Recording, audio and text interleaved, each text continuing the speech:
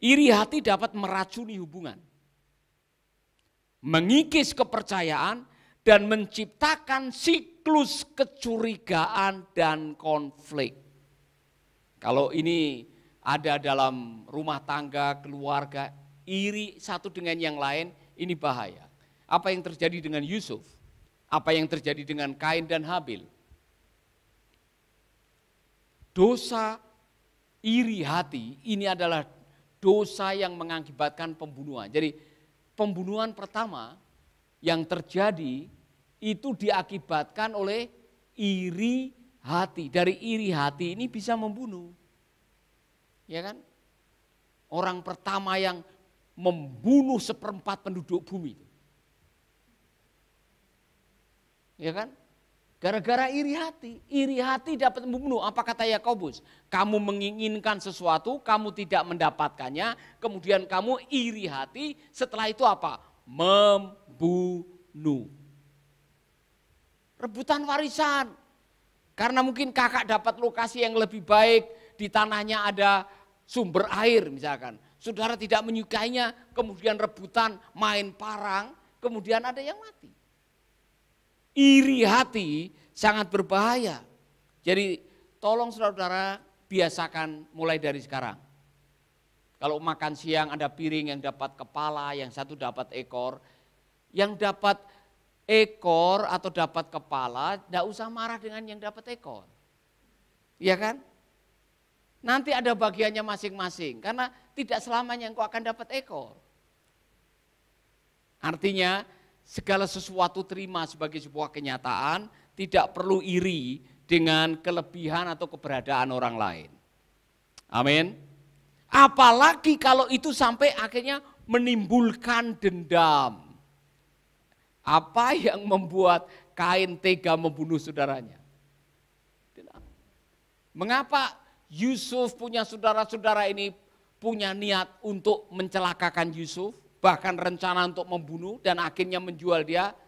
Iri karena Yusuf dibelikan atau dibuatkan pakaian yang jauh lebih baik. Kalau mungkin sekarang saudara yang lain-lain dibelikan dari toko yang barangkali 103, ya saudara secara khusus dibelikan yang bermerek tuh, ya kan, 1 juta dapat 1.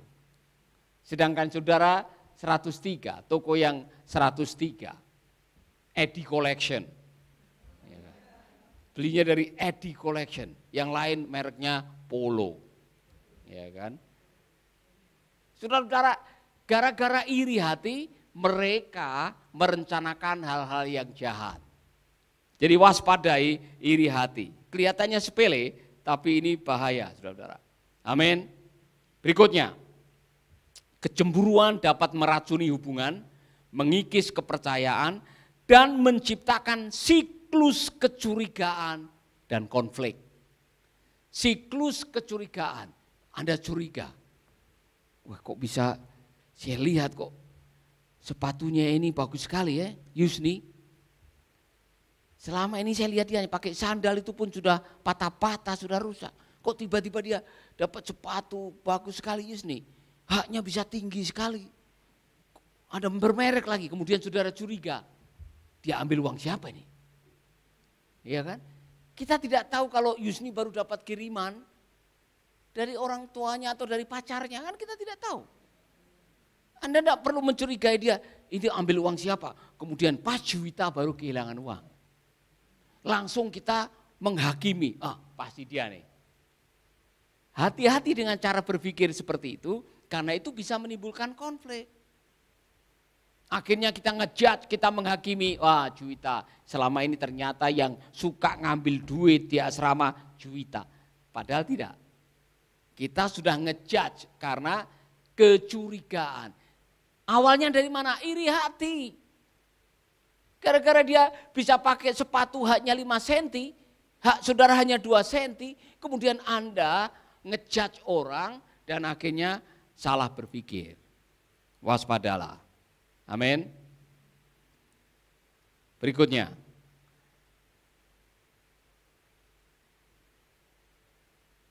Dalam kasus ekstrim, rasa iri hati dapat menyebabkan seseorang melakukan perilaku yang merusak diri sendiri seperti menguntit, melecehkan, atau melakukan kekerasan sebagai upaya untuk mengontrol atau menyakiti objek kecemburuan.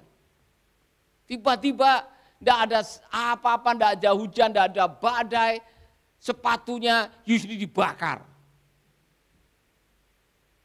Ada salah apa Yusni? Tidak ada salah apa-apa. Anda melakukan kekerasan karena Anda ingin menenteramkan perasaan. Salah konsep. Bertobat. Berikutnya, iri hati dapat menghalangi seseorang untuk mencapai tujuan dan aspirasinya. Celaka ini, saudara.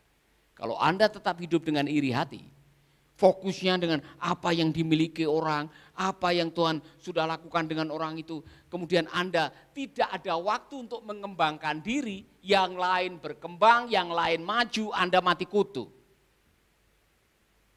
Yang lain dipakai Tuhan dengan luar biasa, Anda yang tiap hari hanya ngomongin orang-orang yang diberkati, Anda tidak akan pernah maju. Jadi jangan sibuk ngurusin orang. Sibuk urusi dirimu sendiri, sudah maksimal belum? Sudah bekerja dengan baik belum? Sudah menggunakan talenta dengan baik atau belum? Sudah menjadi orang yang produktif atau belum? Kalau Anda sendiri tidak produktif hanya gara-gara ngomongin orang yang lebih dari Anda akhirnya akan gigit jari di masa tua. Nanti masa tua iri lagi. Ketika saudara-saudara melihat ada orang yang mati pakai peti harga 50 juta. Diantar dengan ambulan yang bagus, kemudian saudara mulai mikirkan, oh harusnya dia tidak mati begitu tuh. Harusnya saya yang pakai peti itu. Saudara-saudara sampai urusan kematian masih iri hati. Bertobat, tengok teman saudara bertobat. Terakhir, iri hati kronis telah dikaitkan dengan berbagai masalah kesehatan fisik, termasuk sakit kepala, semua bilang sakit kepala. Sakit pencernakan, semua bilang sakit pencernakan. Sakit jantung, semua bilang sakit jantung. Stres, semua bilang stres. Nah itu dia. Yang paling keras barangkali itu yang stres.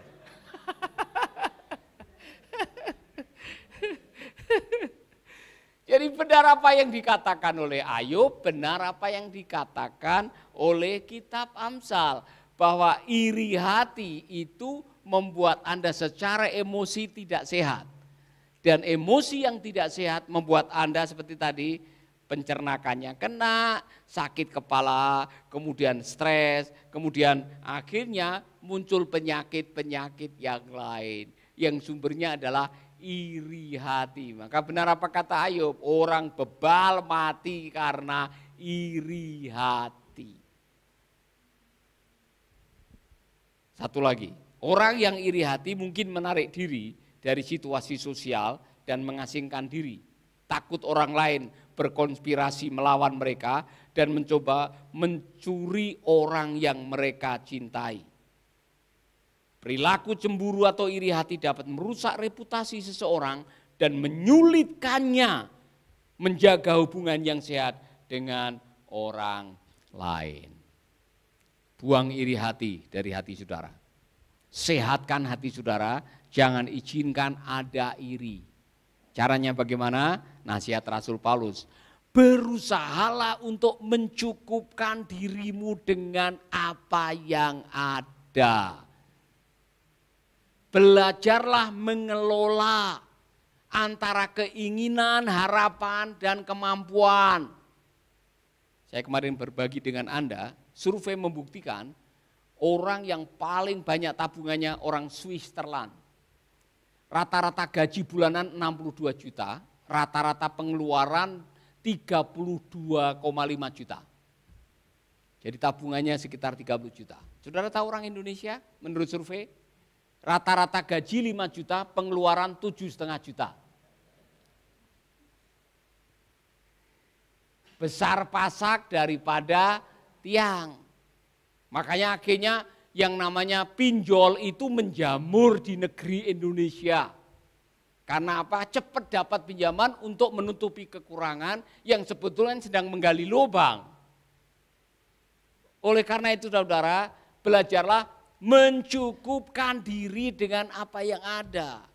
Belajar mencukupkan diri. Aku tahu apa itu kelimpahan. Aku tahu apa itu kekurangan. Segala perkara dapat kutanggung di dalam Dia yang memberikan kekuatan kepadaku. Apa itu? Waktu Anda kaya, waktu Anda dilimpahi oleh Tuhan, Anda tidak jadi sombong. Anda sanggup menampung, Anda sanggup mengerem keinginan, Anda sanggup mengelola hati saudara sehingga tidak menjadi sombong atas kelebihan. Tapi juga waktu Anda diizinkan kekurangan, Anda tidak gampang menyerah atau rendah diri. Apa artinya? Segala perkara dapat kutanggung di dalam Dia. Amin. Haleluya, saya mau ngecek nih. Paling gampang, Anda sudah bisa mengelola ini atau belum? Belajar mencukupkan diri, bisa mengelola, itu wajahmu antara tanggal tua dan tanggal muda kelihatan. Ya kan? Haleluyamu waktu di gereja sama atau tidak? Semangatmu berdoa antara tanggal tua dan tanggal muda sama atau tidak? Amin. Haleluya. Wajahmu ditentukan oleh warna dompet atau tidak? Atau warna kertas yang ada di dompet? Kalau Anda tidak terpengaruh oleh warna duit yang ada di dompet, tanggal tua atau tanggal muda, dapat bonus atau tidak, haleluyanya volumenya tetap sama, maka saya bisa mengatakan aku telah belajar mencukupkan diri dengan apa yang ada.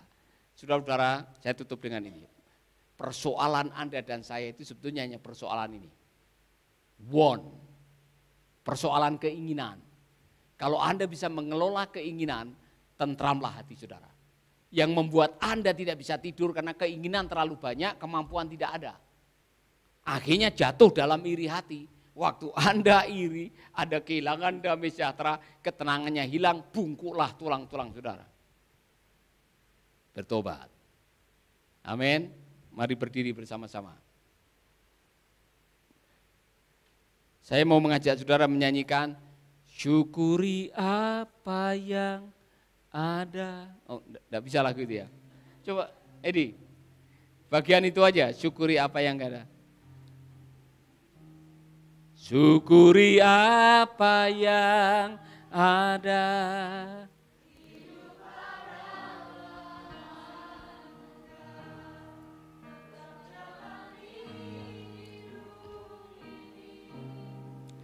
Melakukan yang sekali lagi. Syukuri apa yang ada. Hidup adalah anugerah. Tetap jalani hidup ini.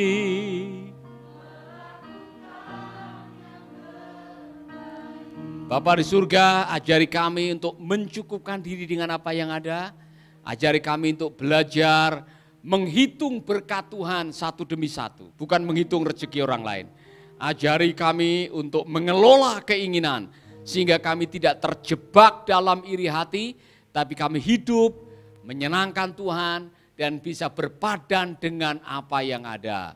Terima kasih Bapa, biarlah pelajaran hari ini menjadi kekuatan bagi kami. Di dalam nama Yesus kami berdoa.